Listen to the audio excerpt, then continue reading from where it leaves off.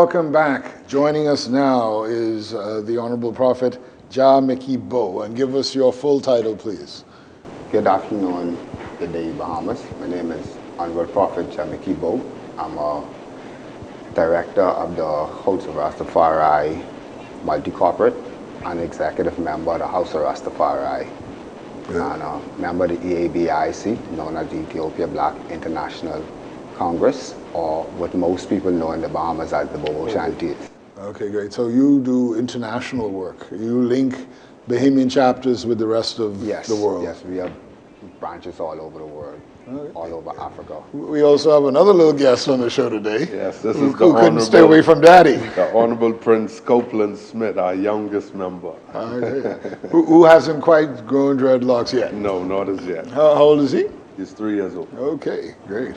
Now, before the break, we were talking about misconceptions. We're about to get into the cannabis bill in depth.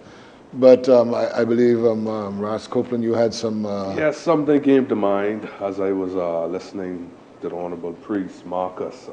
I think the greatest misconception is that Rastafari serves some other God. You know, Rastafari believes in the Almighty Creator, the Creator of us all, the Most High. And it's the same God the Christians serve, I think some even say the Muslims serve. Yeah. We all call it a different name. Exactly. But it's all one. So I think that misconception needs to be cleared up.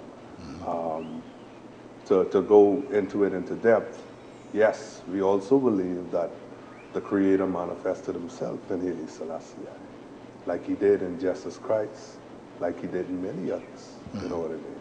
But there's one God. Yes. Good. Great.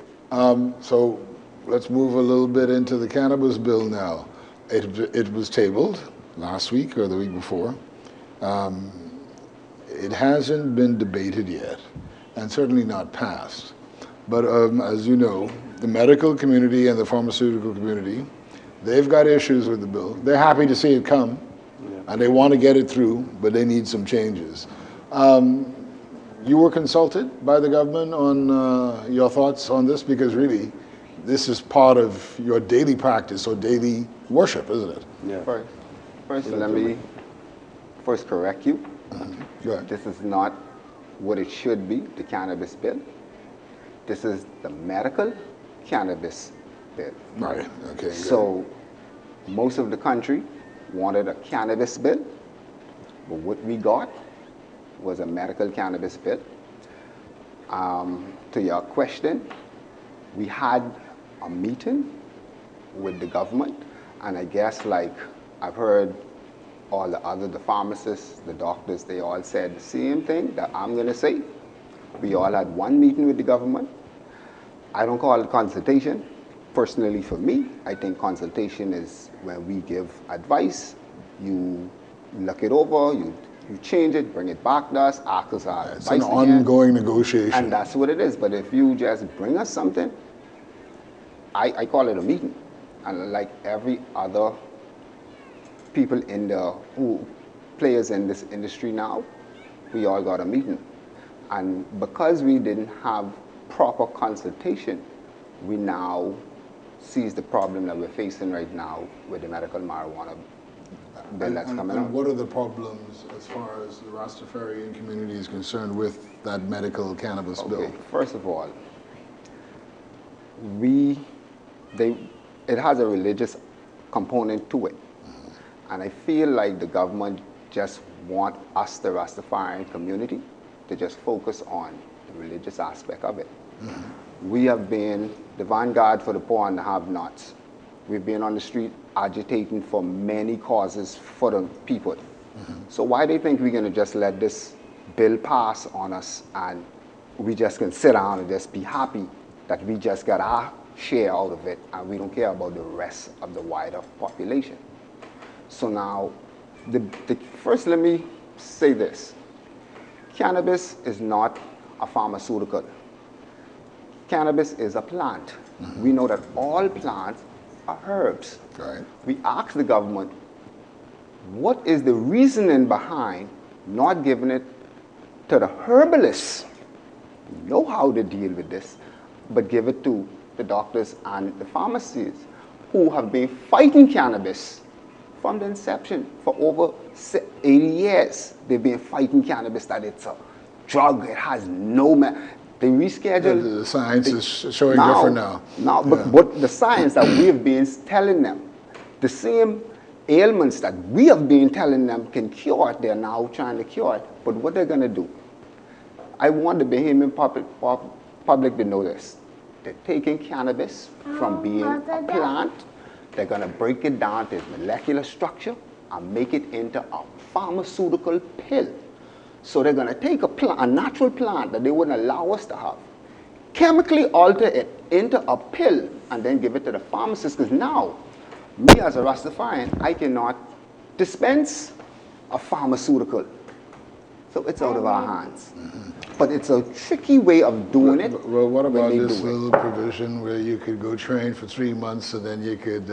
but we don't... which to me is absurd, but anyway, what... My thing is this. If you look at most Rastas, and I'm going to talk generally, you have people who do not take pharmaceuticals. We have, even for high blood pressure, we have bush medicine for that. We have a segment of the population that does not believe in pharmaceuticals. And right now, they deal with the natural herbs. Who wants to deal in cannabis medication have to go to this pharmaceutical. Because I want to be a part of it. I have vast knowledge in cannabis. That I have years, I have more study in cannabis than our minister. I'll guarantee him that. But I would not be chosen to do anything in the cannabis industry for a myriad of reasons along with the bill, as in if I've been charged with any cannabis under the Drugs Act, I cannot work in the industry, I cannot have a license, and that negates most of the Rastafarian community. So really this is a slap in the face. It is. And this just goes to our country not believing in giving us repertory justice. And that's all we want. We as the Rastafarian community, also Bahamians, we don't want to sue the government for millions of dollars for the wrong that we can, for our wrongs. But we just want them to do the right thing. And the right thing would start with, like Antigua and Barbuda, who tabled a cannabis bill. They started off with an apology to the Rastafarians. They apologized for the atrocities that they knew that they portrayed on the people of the Rastafarian community, something our government would not. They'll charge us for it, but still wouldn't even apologize for it. So there's a whole sort of network of issues that have to be dealt with in addition to this bill. This goes way beyond this bill as far as our human rights have been because of cannabis. So you're asking for an apology? Yes, we are. Ask for it right now on television. I would ask the government of the Bahamas, before tabling this bill, they must apologize to the Rastafarian community for all the years of atrocities that we've faced, all the inhumane treatment that we've gotten, and we still get to the day, the way that the law handles us over something now that they're going to legalize. And we expect our rights to be respected and protected. We must have repertory justice, and they must come to the table and allow us to explain to them what we'd want in justice. Because it seems like they don't know what is justice for us. Because if they think tabling this bill is justice to us, it's more of a slap in the face than everything else they've done to us. It just shows us what they really think about us. Ross Copeland, you want to jump in here? Yes, I don't know where to start, but to continue on where Jamaica left off, there are other things in the bill that seems to be a red tape as opposed to truly assisting our community. The religious use allow for organizational license, but then the requirement for an organizational license is you have to be registered as a non-profit. Then on top of that, there's a licensing fee as well. As mentioned earlier, the church, isn't taxed. Organizations that help the community is not taxed. If anything, the government assist them.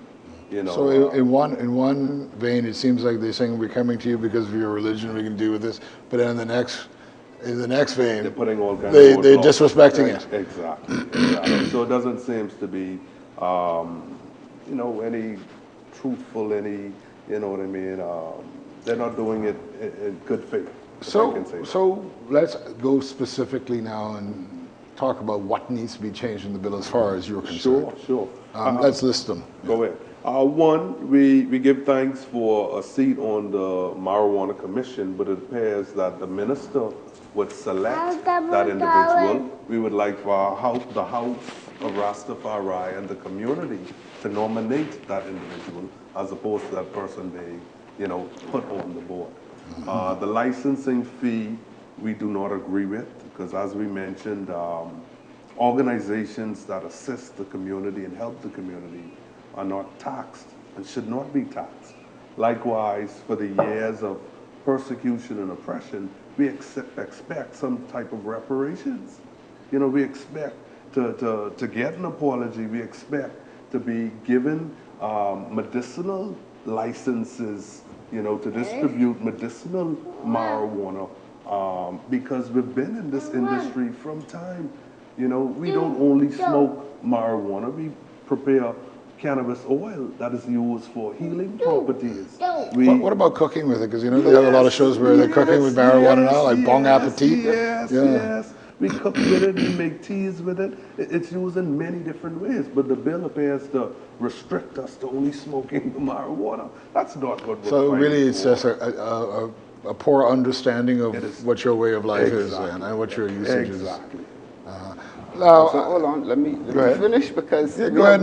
we have more in this bill. and I appreciate your passion. Right, when we look at on the religious side, you look at the amount that they allow us to have, and it's ridiculous.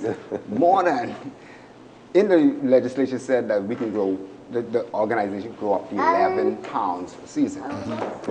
11 pounds of cannabis couldn't do nothing for us. Now, Well, let me ask you on a daily basis, the average Rastafarianism in how much marijuana would be used. it's hard to put a pointer. Everybody could say how much they do.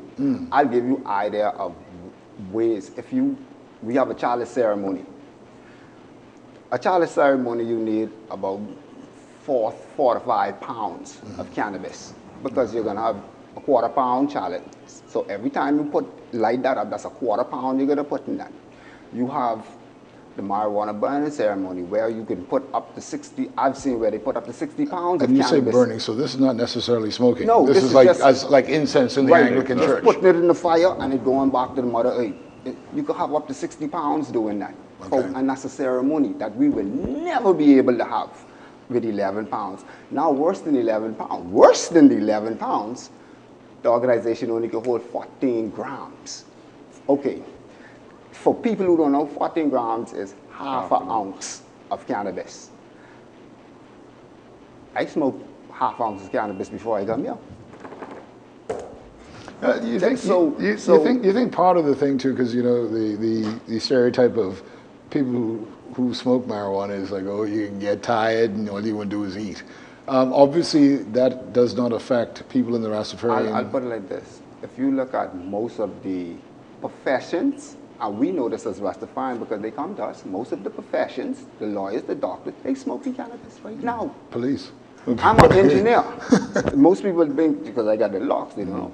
I'm an engineer, computer engineer. I know many people so that misconception, see, one of my biggest problems, two huge problems with the bill, but one of the biggest problems is no education on cannabis. I feel, and I know, we can write a curriculum for the schools to teach the endocannabinoid system, just like we teach the circulatory system. How could we tell these children that this is medical cannabis and what it's for, and we have these synapses in our body that want cannabis, that need CBD, THC, and we're not teaching Are them you it. both saying really that this bill that we have before us now really is a result of really a lack of education, Yes, it is. Poor a lack of research, understanding. lack of understanding. And with that, we were aware that they had the Cannabis Commission a while back. Sometime I question, are they using some of the information that they got? And I think there's a disconnect from administration to administration. I think in the original bill that was being proposed after the CARICOM was pushing it, was what, 2 ounces, some 2 ounces allowed for everybody, not specifically for anybody. And I think that may work better than what is being proposed here. Even the Let's be individuals- honest, right? Even the amounts that you're saying, right, that you need to use, don't really constitute possession with intent to supply. Right. It's not. They don't reach those numbers. It's been a lot of Rastafarians have been locked up with what the system called an exorbitant amount of cannabis, and this had to be for sale when it was actually for personal use, but they got intended to supply. And how do you tell the judge, this pound of weed I have, that was for me? No, he listened all of that, but to us studying all of that. There's also been talk now that they're not going to sort of charge you for smaller amounts of possession or for personal They use. say that's what a small amount, but nobody can give you a number on what a small amount. When you go to court, you've never been charged for a small amount of cannabis. No, it's specific amounts. They always have a specific amount.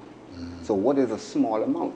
And nobody want to give us a... So when you say small amount to me, that means you can cherry pick who you want to expunge record or not. Let me ask you this before we still have a little bit of time, but I want to ask this before we end the show. Now I know that the pharmaceutical people have a specific plan of action that they're going to carry out to make sure that their voices are heard about this bill, their concerns are heard about it. And from what I understand, it could be quite convincing, quite plausible, and effective. Do you have a plan of action that you will take? Because this is not meeting, it seems like out of 10 points, how many points are met for your community? I think 3. 3. Great. So do you have a plan of action that you will take to Yes, put we do. pressure on the government We've had to get the several- bill right? Because it seems right now that if it's not, it's definitely not satisfactory to the medical community or the pharmaceutical community. It's not acceptable to the Rastafarian community. So who is it acceptable to? I would I like mean, what's the point of it if the people who are most affected by it think that it's not going to be what it should be? What I would like personally, before Ross Cleveland get in, I would like to have a meeting with all of the stakeholders. Let's meet with the pharmaceutical, the doctors, and let us do this. This is our point of action. We have a lobbying group, ACAM, who would lobby for us, who is an medical equity group, who is led by the world's first PhD, Dr. Rachel Knox. And also, we only have, all on ACAM is PhDs in cannabis. These are all the founding members of the cannabis medical world, who all are aligned with us in the Rastafarian community. We have the best knowledgeable people in cannabis along with the Rastafarian community.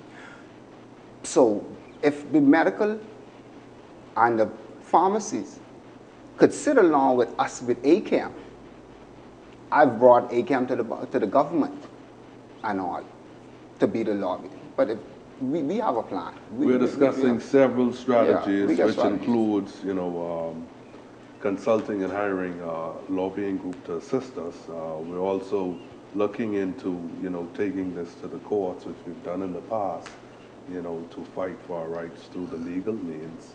Some members already hit the streets and march on Parliament and march on these different locations, but we're trying to temper those spirits and come up with, the right response. We realize- To the point made earlier, having all stakeholders at the table and laying everything out would have been a better way to go, and it's still a possible way to go. One of the recommendations we had in regards to the pharmacists is, hey, we do not want to control their pharmaceuticals. We don't even want to dispense their pharmaceuticals. Allow them to have the pharmaceuticals, but give Rastafari and the people the right to have the whole plant. and allow us to use the whole plant how we do. According to this new bill, we would not even be able to use cannabis oil anymore. can't According sell to the bill, we should not even be able to make tea. They said you cannot alter it in any So form. they'll be stripping you of practices you've been doing for decades. And we can't Exactly. make no economic. And we cannot No make it, economic we benefit. cannot sell can't it, sell we it. cannot make any type of And benefit from really, it. So if how do we- anyone how do we should pay- get first dibs on It should be financial us. benefits. It No. should be us. Like the number boys, they use that legalizing the whole number industry to elevate, create some new wealth. Why aren't they doing the same here with our community and raising up some people? Like they say, like a high tide. Let us all be raised up Like- from this. like- Not just one part of the industry, not just the pharmacists or the doctors. Like Rasta Hooper said, I think the proper way to do this, they do have medical cannabis, what is a pharmaceutical. Right. And we give that to the pharmacy, no problem. Give the cannabis to the herbalists and let it be a fair playing field all across the board. Do you think there needs to be separate bills, or could it be combined in It one could bill? be combined in I one feel- bill. It could be combined, but they'll have to move the name from a medical cannabis bill. And I think we need to table a cannabis bill where we could also look into legalization and stop the running around and the heckle and jekyll and get straight to the point and let's legalize. If this, like I said, they haven't started to debate this bill yet, and maybe they might hold off on it, seeing the opposition to it. But if they debate the bill passes in Parliament, what happens then? Then we may have to court a law. You Because take those, realize, yeah. marching on the street don't change nothing. We have many marches in this country. I know, yeah. You know, so we need And Bammy's no march we anyway. need to let the people know the march is good to keep for the public. hold on. But what we need to do at the government stage, we'll have to look at that. Is there any possible way of preventing the actual bill from being debated? If you took court action now, could that happen? To put an injunction in? Maybe some far legal team to look at. Might be something for our legal team to look at. I would say this, I don't think our intentions are to slow or stop this process. We You would just wanna make like the it to be done changes. correctly. just And we'd change like some amendments made, exactly. So put it off for a month, 2 months, and then go ahead with it. It may- If it once may- they've made everyone happy. Exactly, exactly. And maybe if time had permitted, you know, to the point made by Jamaica earlier, if the government had looked at this holistically as opposed to piecemeal, you know, I think it would have satisfied the public. You know, I question what's the purpose of passing this bill? If you're going to open up the doors to receive the medicinal benefits of cannabis, it should not be for one sector. You know, open it up for the entire community. You know, we are people who use bush medicine. We believe in the healing power of plants, not only cannabis. Gentlemen, we have really literally 2 minutes. Okay. I'll let you, 30 seconds each. My last question would be, what do we do with the young brothers out there who right now selling cannabis illegally but wish one day to become legal? Well, We I have to assume look this at something. 3-month training course that you got to No, go but through they is would will be not the be- answer for with that. their law, they would not be legally acceptable to be able to work in the industry. We have to be able to bring the illegal market or people into a legal market like they want to do. And we have to look at that part and not, now the criminal law has changed where they will be penalized even heavier after And this it law. eases the strain on the police too, doesn't it? Yeah. Let's Final get word it with you, sir. right. Let's get it right the first time. Call all stakeholders to the table. Let's discuss this, get the appropriate amendments done, and get this bill passed. Honorable Ras Copeland Smith, Honorable Prophet John Mickey Bow, and Priest Ras Marcus, thank you all for being on Read Between the Lines, and let's hope that everybody can come together. We're smart enough for people to make it work, eh? Give thanks. Good. Good, thanks. We'll see you next time on Read Between the Lines.